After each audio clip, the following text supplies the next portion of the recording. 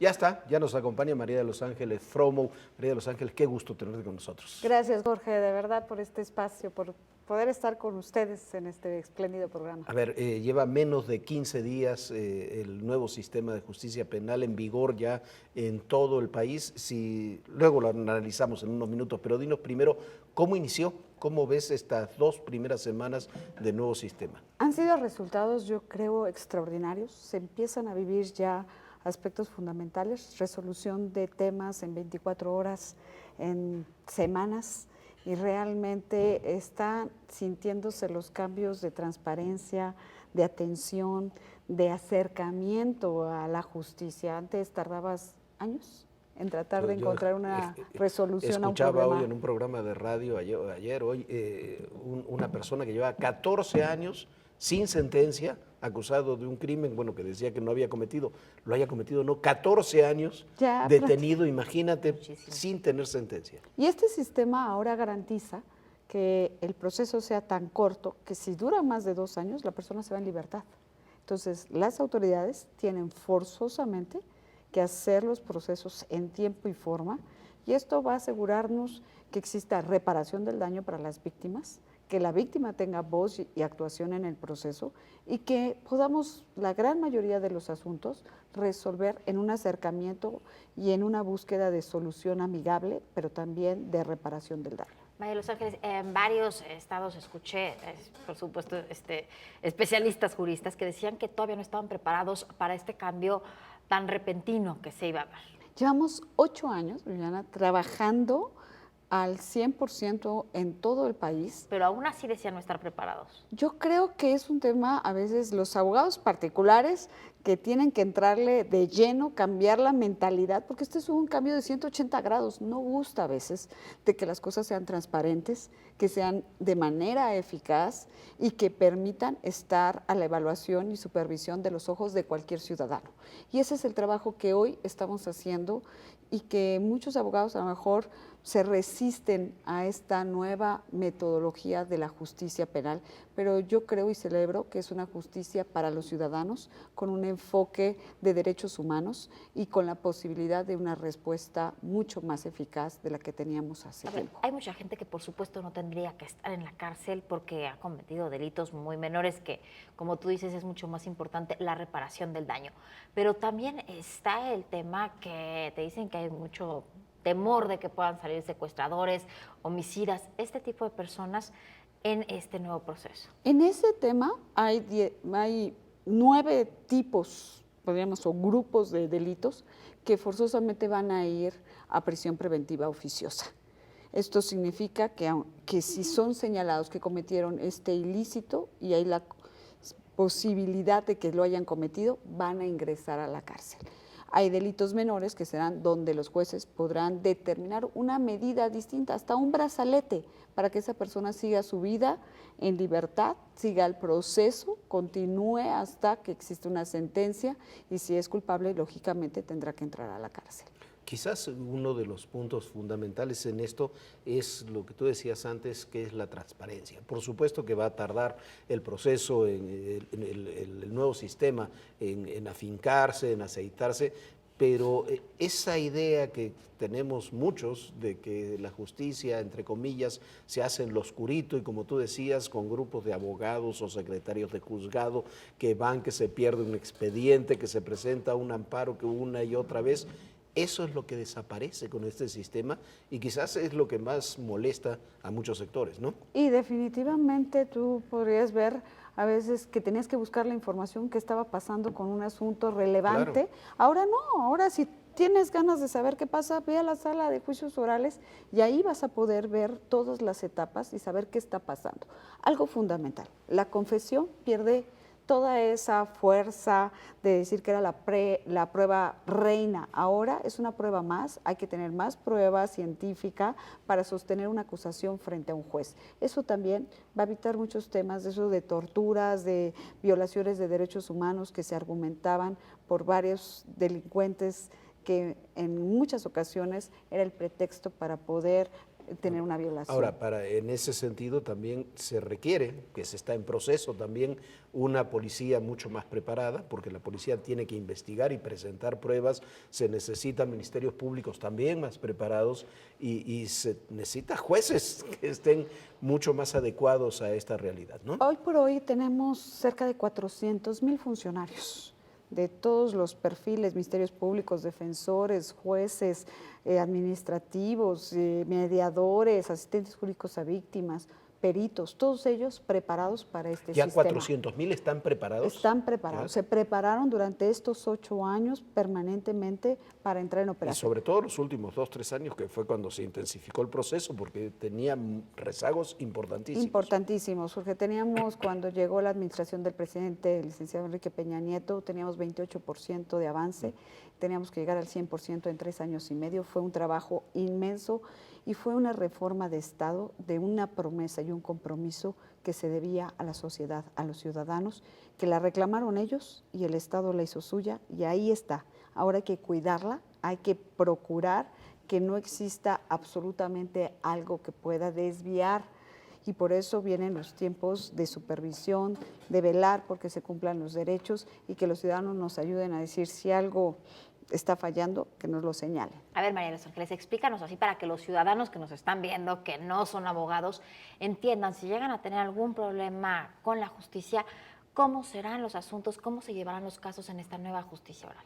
Primero, si son detenidos porque les acusan o les señalan que cometieron un hecho ilícito, deben ser tratados como inocentes hasta que se demuestre lo contrario. Como en Estados Unidos. Como en Estados Unidos. Entonces, desde cómo te detienen, cómo te leen tus derechos, y esa detención en menos de 48 horas tiene que ser calificada por un juez, que diga si la detención fue legal o ilegal.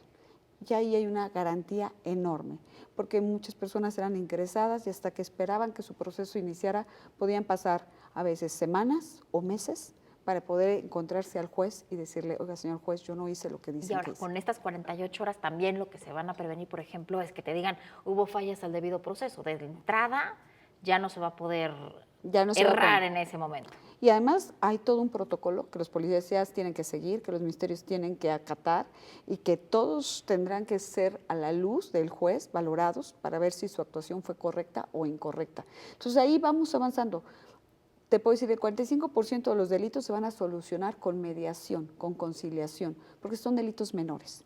Y un porcentaje importante se va a ir a la investigación científica, pero solo un 5 a 10% serán los que lleguen a juicios orales y serán los que sean de mayor impacto, para que la ciudadanía pueda percibir una agilidad en el proceso, pero también un resultado adecuado del quehacer de los operadores. ¿Se mantiene, por ejemplo, el arraigo para ciertos delitos? Solo para delincuencia organizada. Solo para delitos de delincuencia organizada. Los demás desaparecen y la prisión preventiva se vuelve como la excepción, ya no todos entran a la cárcel, pero se ponen otras medidas que asegurarán que esa persona continúe su proceso. En el 97% de los casos, donde ya está operando el sistema y estas medidas son impuestas, se ha cumplido por parte de las personas que están siendo procesadas. A ver, hay un tema, hablaba de Viviana del debido proceso, hay un tema que hemos insistido varios ahí, Alejandro Martí, un servidor, de que cuando hay fallas al debido proceso, en ciertos casos, no se puede decretar la libertad inmediata del procesado, sino, bueno, suplantar, pues, llevar el proceso en forma debida, ¿no? Hemos tenido casos muy notables de secuestradores, secuestradoras, narcotraficantes que han quedado en libertad por fallas al debido proceso. Es un debate que tengo entendido se está presente incluso en la propia Suprema Corte de Justicia de la Nación. ¿Cómo está contemplado en el nuevo sistema y cuál es tu opinión al respecto? Primero que nada decirte que en el nuevo sistema se recogieron todas esas recomendaciones que se alegaban para el debido proceso, se pusieron en la ley, se hicieron obligatorias. Entonces el que no las acate va a ser responsable de no haber hecho las cosas como dice nuestra norma. Y si llega a hacerse, inmediatamente hay una oportunidad de corregir, hay una oportunidad de arreglar el problema del debido proceso para poder dar paso a que exista esa justicia en equilibrio de las víctimas y de quien en su momento fue acusado y se le violaron sus derechos. El juez permanentemente tendrá que ver esta posición de buscar que la justicia se haga realidad y no simplemente que el respeto de unos derechos afecte el de la víctima o viceversa. Yo creo que eso se está cuidando. Eso es lo que tú decías, que me parece uno de los puntos fundamentales de la reforma. Por primera vez se le da voz a la víctima. Es fundamental, Porque Jorge. hasta ahora no, los que éramos víctimas de algún delito no lo teníamos esa voz. Y no solo vos, un abogado. No, claro. Que, Vos en el mejor sentido de la que palabra. sea diferente al Ministerio Público. Que si quieres tú oponerte como víctima a lo que está decidiendo el Ministerio Público, pueda definitivamente hacer valer tu voz, hacer valer tu derecho. Creo que eso es fundamental y es uno de los cambios trascendentales de 180 grados en este sistema. Vas a conocer al juez, vas a saber qué se está declarando. Sí, bueno, qué ¿quién pruebas te están- está juzgando, no? Porque también la verdad que el hecho de verte, el lenguaje corporal y todo, sí tiene influencia en el juez. Definitivamente, pero además estás palpando sentimientos, reacciones. Entonces puedes saber qué está sucediendo y cuando interrogas a un perito puedes contrainterrogarlo. No es el expediente de un documento, de un informe pericial y eso es lo único que debes Que a tener. veces uno no sabe si lo vio el juez, porque a Exactamente. veces lo vio el secretario de juzgado, ¿no? No, y los expedientes que son miles de hojas, Claro. que yo creo que pocos jueces podían revisar las cantidades de expedientes y expedientes que existían bajo su propia decisión. A ver, nos quedan unos minutos. ¿Cuál ha sido tu experiencia en todo esto? Porque has trabajado en estos años con jueces, con policías, con ministerios públicos. ¿Cuál es la experiencia? ¿Qué tan bien o qué tan mal está nuestro sistema de justicia? Mira, yo creo que en este momento es la gran oportunidad que yo veo que nuestro país pueda consolidarse con su Estado de Derecho en la justicia penal. ¿Por qué?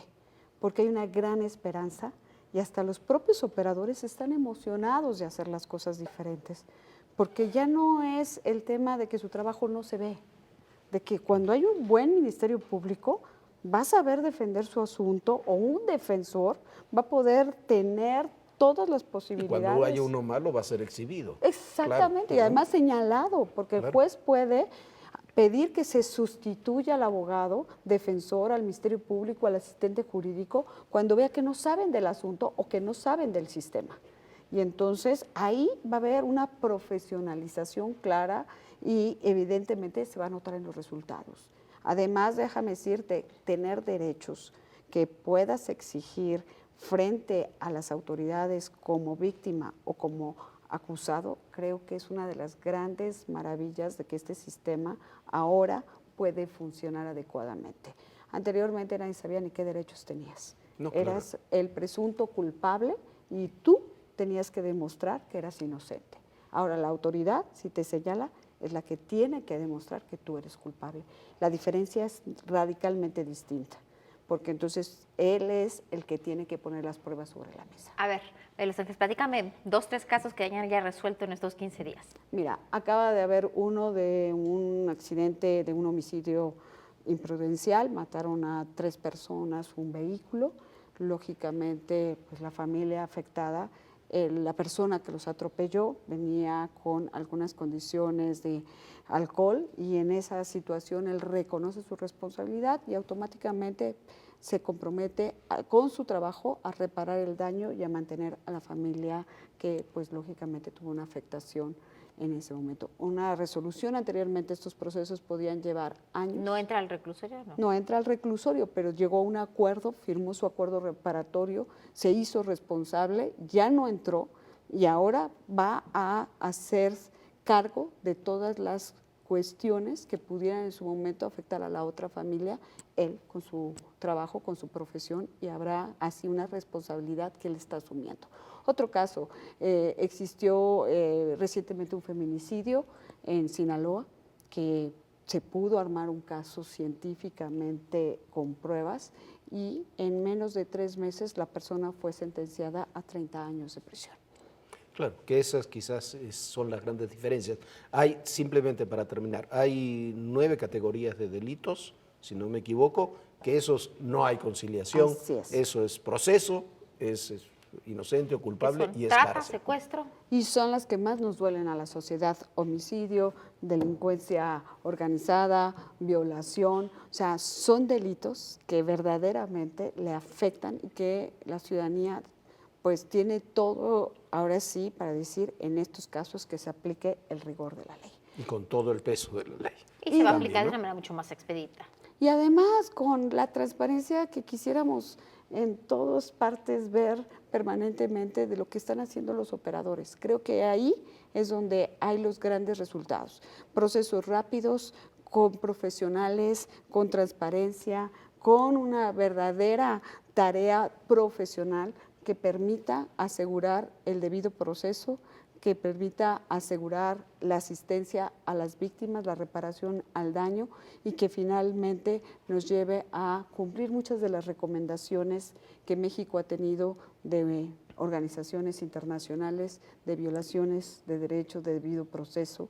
Hoy te puedo decir, hasta Naciones Unidas el pasado domingo nos felicitó diciendo México está dando los pasos necesarios para fortalecer su Estado de Derecho. Cuando se habla, ya se nos acabó el tiempo, pero tú conoces muy bien esa experiencia, cuando se habla de cómo logró revertir Colombia muchos de los efectos de la violencia, se habla de muchas cosas, pero se olvida que uno de los grandes cambios que hizo Colombia fue precisamente en lo de su sistema de justicia penal, ¿no?